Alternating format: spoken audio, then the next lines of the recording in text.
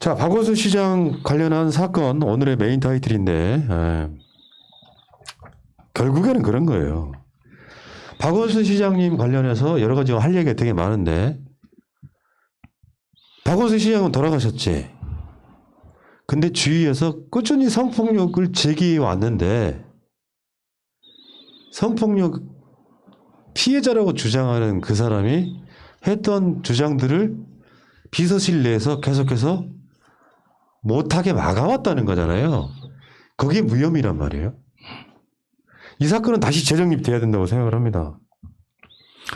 궁금하죠. 과연 그 김재련 변호사가 빼도 박도 못하는 확실한 증거를 제출했기 때문에 뭐 조만간 뭐 실체적 진실이 밝혀질 것이다. 계속 그렇게 이야기를 해왔는데 도대체 얼마나 대단한 증거를 제출했길래 그 6개월 됐습니까 지금?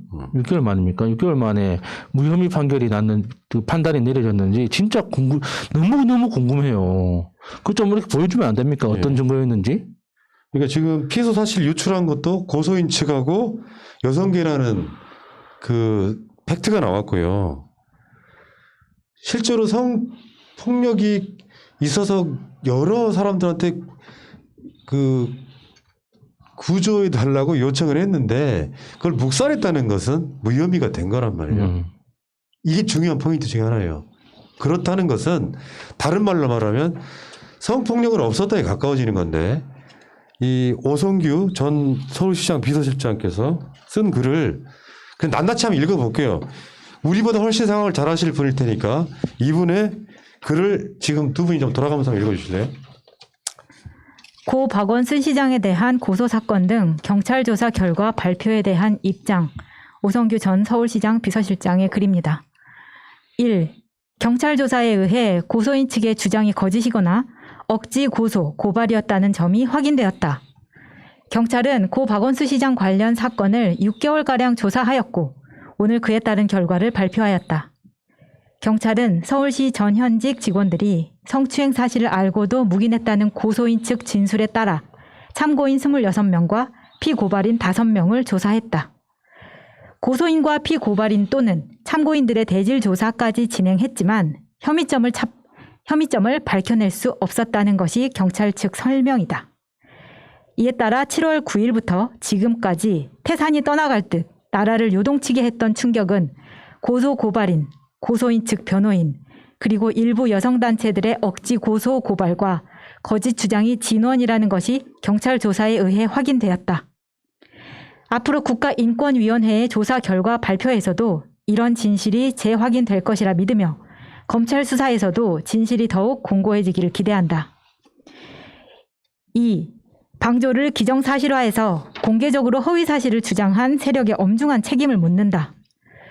고소고발인, 고소인 측 변호인, 일부 여성단체는 박원순 시장 사망 이후 20여 명의 전 현직 비서실 직원들에게 성폭력의 묵인 방조범이라는 사회적 낙인을 찍었다.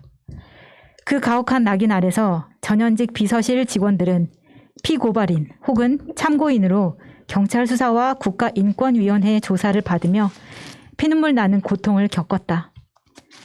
고소고발인, 고소인 측 변호인, 일부 여성단체의 거짓 주장은 비서진과 행정공무원 다수에게 회복할 수 없는 명예훼손을 한 폭력 행위이다. 아울러 고인이 되신 박원순 시장과 유족들에 대한 명예훼손이기도 하다. 따라서 방조를 기정사실화해서 공개적으로 허위사실을 주장한 사람과 조직에 대해서는 엄중한 법적 책임을 물을 것이다. 피해자 중심주의와 2차 가해 주장은 진실을 덮는 도구로 악용됐다. 고소 고발인, 고소인 측 변호인, 일부 여성단체는 자신들의 주장은 일방적으로 제기하면서 피고소, 고발인들이 합리적으로 내놓은 문제제기와 의문에 대해서는 피해자 중심주의와 2차 가해를 내세워 비난과 공격을 일삼았다. 상당수 언론도 무비판적으로 이들의 주장에 동조해 진실을 외면했으며 진실 확인을 위한 노력을 기울이지 않았다. 그동안 우리는 위력에 의한 성폭력이라는 일방적 주장에는 납득이 되지 않는 많은 의문과 간극이 존재하며 이를 해소해야만 하는 이를 해소해야만 실체적 진실에 다가갈 수 있다고 호소했다. 고맙게도 많은 분들이 이런 상식적 주장에 공감하고 격려를 보내주셨다. 이분들께 진심으로 감사드린다. 4. 고소인 측의 4년 성폭력 주장을 의심하지 않을 수 없다. 고소 고발인, 고소인 측 변호인, 일부 여성단체가 언론 등을 통해 대대적으로 주장한 묵인 방조 혐의가 명백한 거짓임이 드러난 만큼 다른 주장들 역시 신뢰하기 어렵다.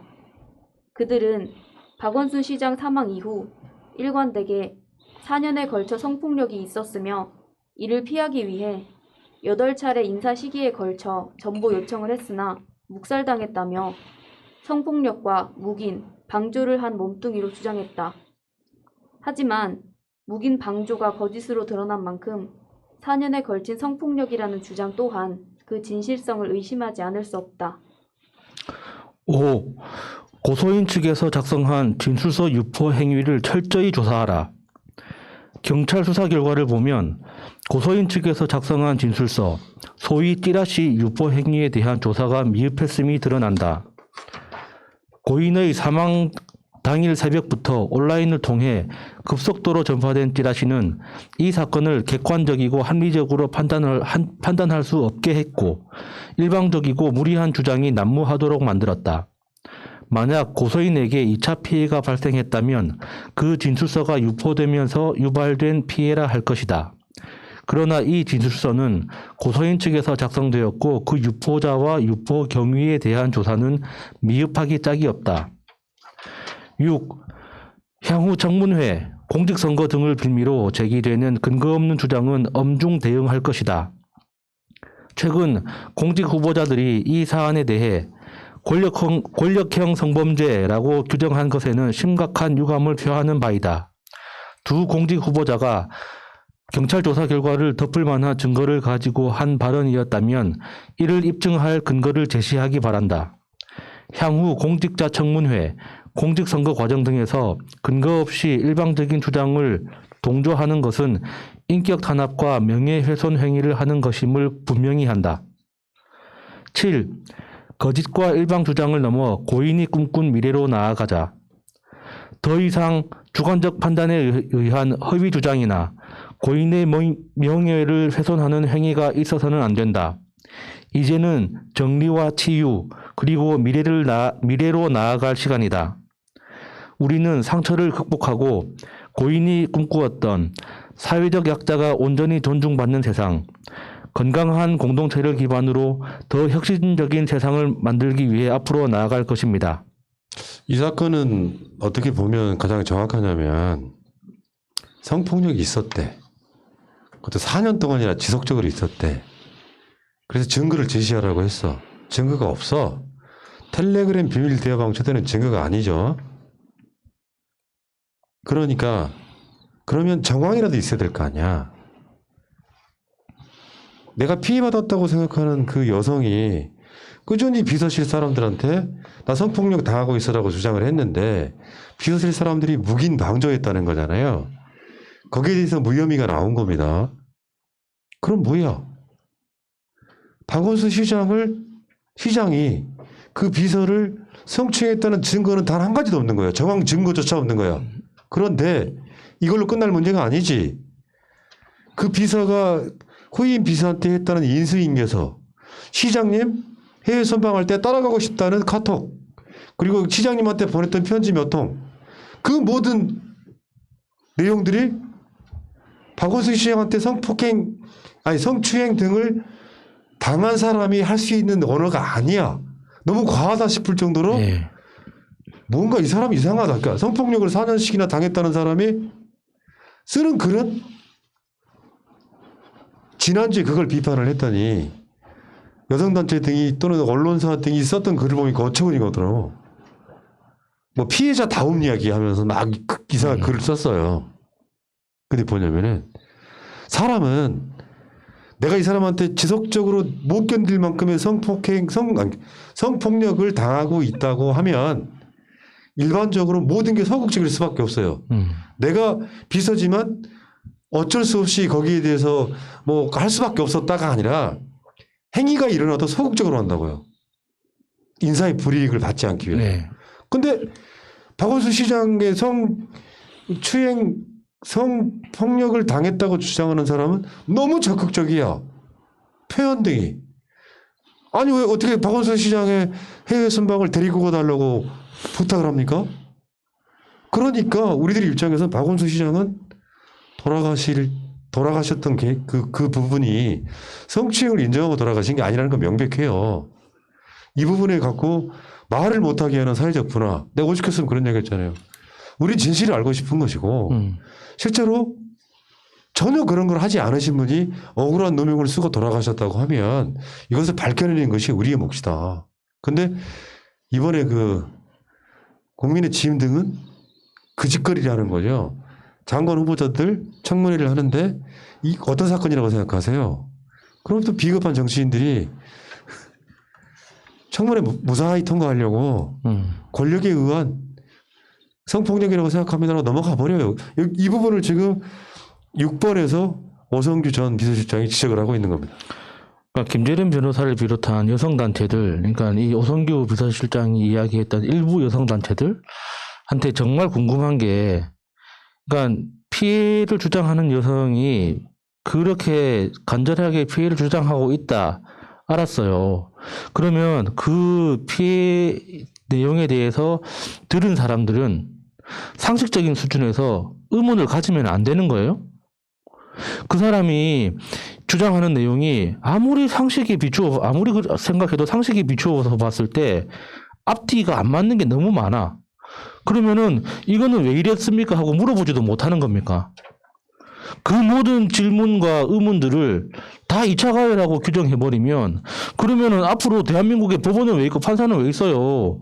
그냥 여성단체가 다 판결 내리면 되지. 그러니까 우리가 박 시장을 무조건 옹호하겠다는 게 아니라 증거가 나와야 많은 사람들을 설득시킬 수 있을 거 아닙니까? 우리가 납득할 수 있을 거 아닙니까? 그래서 제발 증거를 보여달라 하는데 주장만 하고 있어요. 그 부분에 대해서 우리는 2차 가해가 아니라 정당하게 증거를 요구할 수 있다고 생각합니다. 그 부분에서 일단 그 공개했던 편지에 대해서 제가 나온 방송이 없어가지고 제 집에서 정말 답답했는데 이 편지는 물론 그쪽의 주장대로 다 편지를 쓰라고 했다, 직원들한테. 물론 회사에서 그럴 수 있습니다. 그런데 그 편지를 받아서 게시판에 붙이는 게 아니에요. 공개를 하는 게 아니라고. 그거는 시장님한테 쓰라고 시장님이 받은 거죠. 그리고 이제 시장님 유품에서 나온 편지를 공개를 한 건데 그 편지가 왜 공개용이 아니냐. 그 부분은 동생에 대한 개인적인 소원이 있어요라고 말하는 부분에서 알 수 있습니다. 그 편지를 게시판에 공개용으로 하겠다라고 했으면 그런 개인적인 부탁을 편지에 쓸 수가 없는 거예요. 거기에다가 더불어서 그러니까 동생 결혼식에 축하 메시지 성폭력을 계속 하고 있는 상사한테 자기 동생 결혼식에 축하 메시지 써라고 정상은 아니지. 정상이 절대 아니라는 거죠. 그래서 이 편지만큼은 1대1로 내 마음을 전하기 위해서 썼다.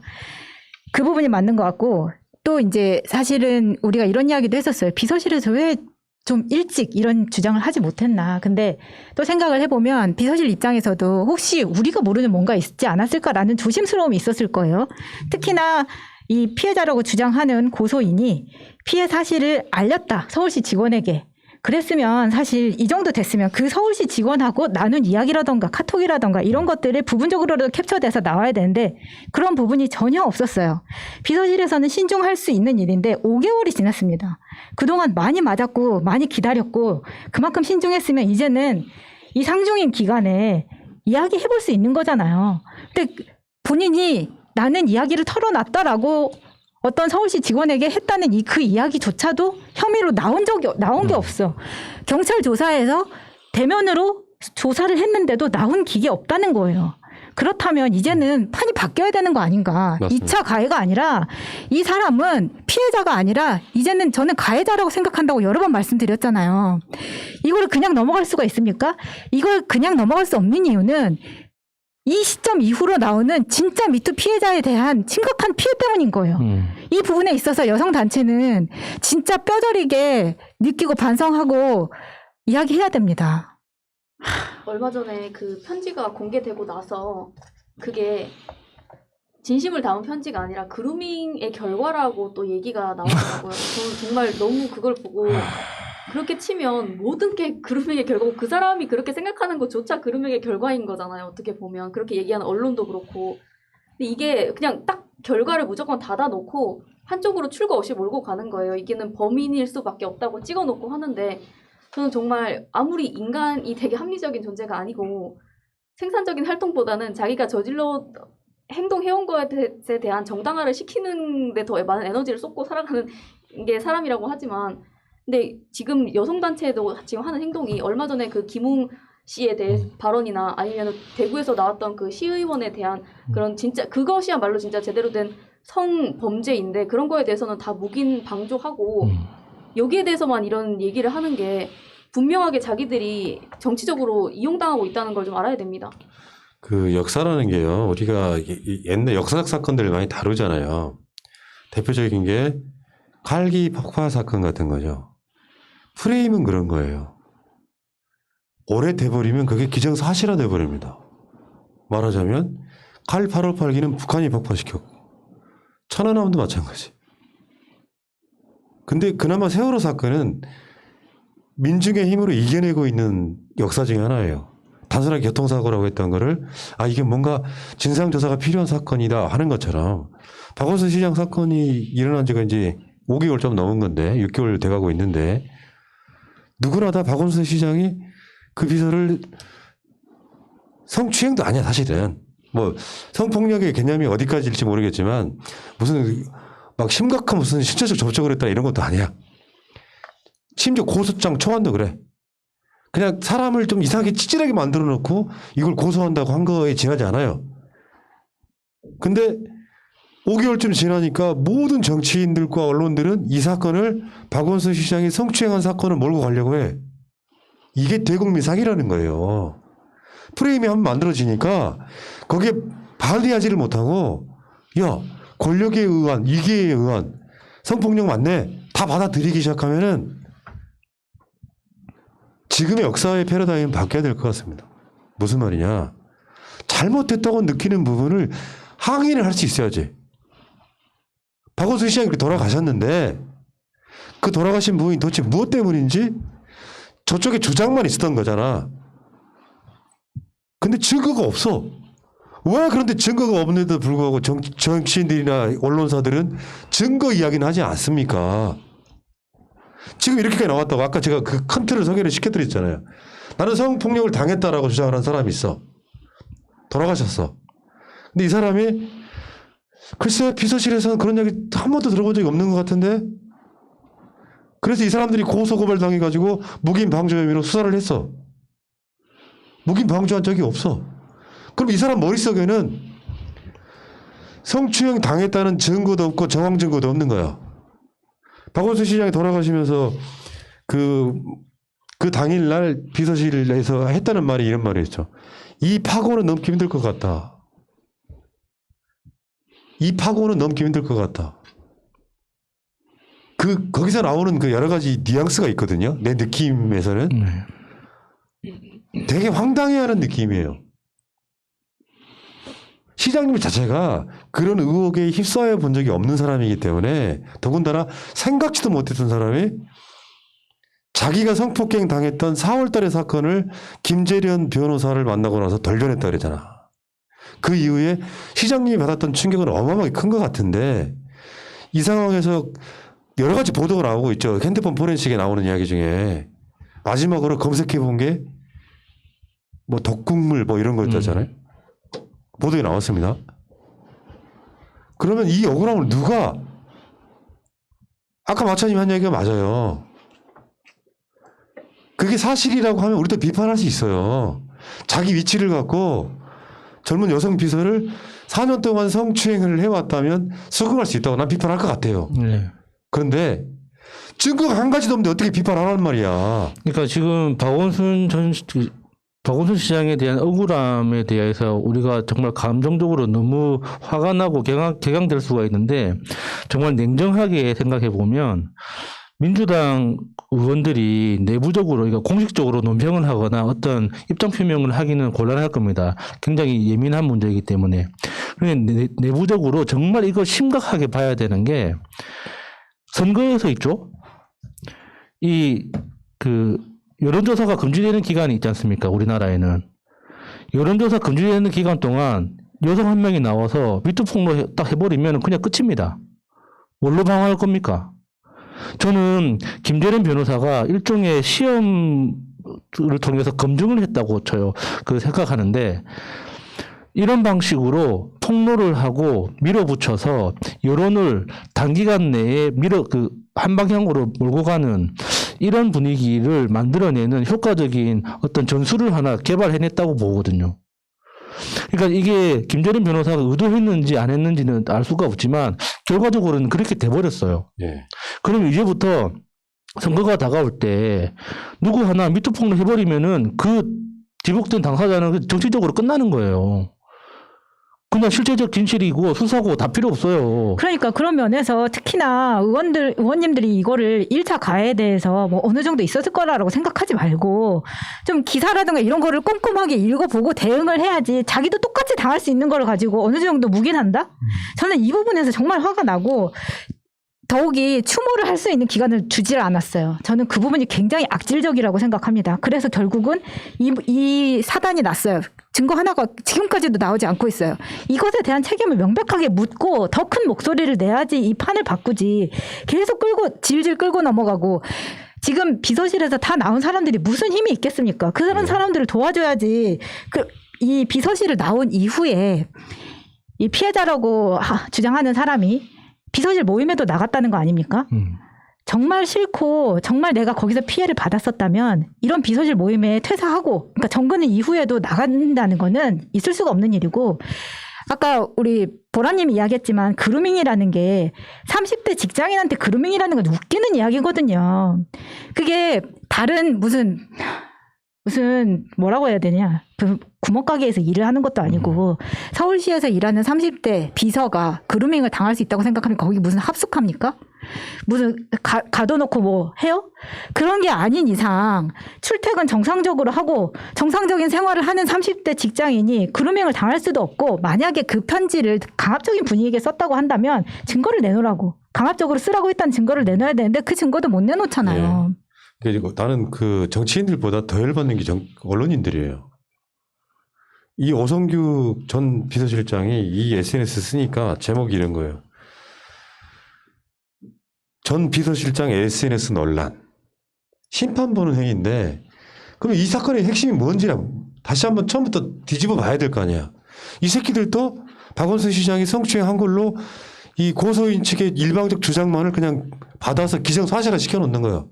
그러면 한 번쯤 이 사건을 돌아보면 박원순 시장이 어떤 성추행을 했는데, 그 고소장 초안 유출된 거 있잖아요. 그 유출된 거 보면은 그 당시엔 여러분들의 충격파가 좀 있었을 거예요. 뭔가 시장님 이상하다 이런 정도였는데 그중에 몇 가지는 밝혀졌죠. 속옷차림, 옥탑에 사는 그거 1년간 사실 때 내복 입고 이렇게 겨울에 내복 입자 캠페인, 그게 속옷 사진이었고, 또 무릎에 허해달라고 했다. 이게 다른 증언이 나왔지 않습니까? 박원순 시장하고 그 비서만 있던 상황이 아니라 여러 사람이 있는 가운데 그 비서가 시장님한테 뭐 넘어졌는지 무릎이 좀 아팠는지 호해달라고 했다는, 호를 한 건 맞는데 전후 사정을 보면 이해가 되잖아요. 그런 정도가 4년 동안 지속되어 온 성추행이라고 이야기를 하는 거예요. 거기에 무슨 있지도 않았던 시장실에 무슨 침실 가져와가지고 악인을 만들기까지는 성공했는데, 지금쯤은 우리가 다시 한번 물어봐야 되는 거죠. 진짜로 성추행 당한 증거가 있습니까? 라고. 이게 비서실 직원들이 이 성추행에 관련해서 묵인 방조했다는 혐의가 무혐의가 되면서 상당히 국면이 바뀐 겁니다. 진짜로 증거가 없네. 주장만 있을 뿐이네.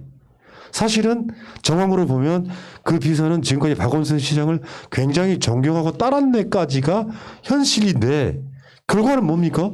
박원순 시장은 성추행을 인정하고 돌아가신 것처럼 끝까지 이 프레임을 깨지 못하는 한 그것이 악용되는 사례는 수도 없이 나올 것이다. 그러니까 이게 지금 성추행을 했다는 증거는 없이 피해자라고 주장하는 사람의 카톡이나 편지만 더 많이 공개가 된 상황이에요. 그러면 카톡과 그 편지가 공개된 날짜, 그리고 출장을 따라가고 싶다고 이야기했던 그 카톡의 날짜 이런 것들을 시간선으로 쭉 배열을 해보면 이 사람이 지금 4년이라고 주장을 하지만 사실 개월수로 치면 2년 몇 개월밖에 안 됩니다. 그 기간 동안에 이 사람은 어떠한 추행에 대해서 뭐 고민하거나 슬퍼하거나 괴로워할 틈이 없었어요. 이 시간 나열로 봤을 때 얘는 너무 신나서 일을 한 사람으로밖에 저는 개인적으로 느껴집니다. 그렇기 때문에 본인이 정말 억울하다면 저를 납득을 시켜달라고, 우리를 납득시켜달라고 제발. 그러면 이 슬픔이 덜할 것 같아요. 어떻게 해서든지. 근데 그게 아니라면 계속해서 분노할 겁니다.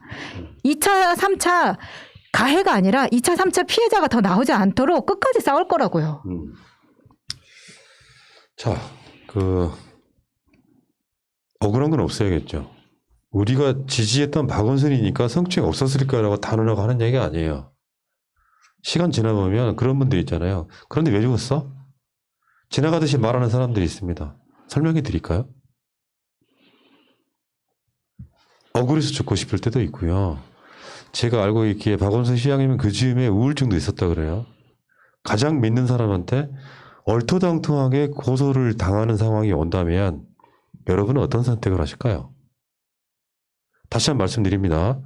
박원순 시장이 돌아가실 때 유서에 나로 인해서 4년간이나 고초를 당한 비서에게 미안하다는 말이 있었습니까? 죽는 사람이 자기 목숨, 그렇게 살아온 세월이 60년 넘는 사람이 자기 순간에 목숨을 끊으면서 최소한 내가 성추행했다는 것을 인정하고 돌아가시는 글이 단 하나라도 발견된 게 있습니까? 100% 배신감으로 돌아가신 겁니다. 그 정도의 자기 인생을 끝낼 때 성추행을 인정하셨다면 정말로 사죄의 글을 쓰고 돌아가셨을 거예요. 가장 믿었던 비서에게 뒤통수를 맞았을 때 느끼는 충격, 이것들이 저는 우울증 등과 연결이 되면서 삶이 어마어마한 회의를 느꼈을 거라고 저는 생각해요. 그러니까 박원순 시장 이슈를 계속해서 우리가 방송을 하는 겁니다. 다시 한 번 말씀드릴게요. 김재련 씨, 증거를 내놓으세요. 증거를. 우리는 그 비서의 이름이나 생김새나 전혀 궁금하지 않아요. 2차 가해할 생각 죽어도 없는데 지금은 김재련 당신이 증거를 내놓을 때입니다. 아니면 나는 김재련이 고소당해서 수사를 받아야 된다고 생각합니다.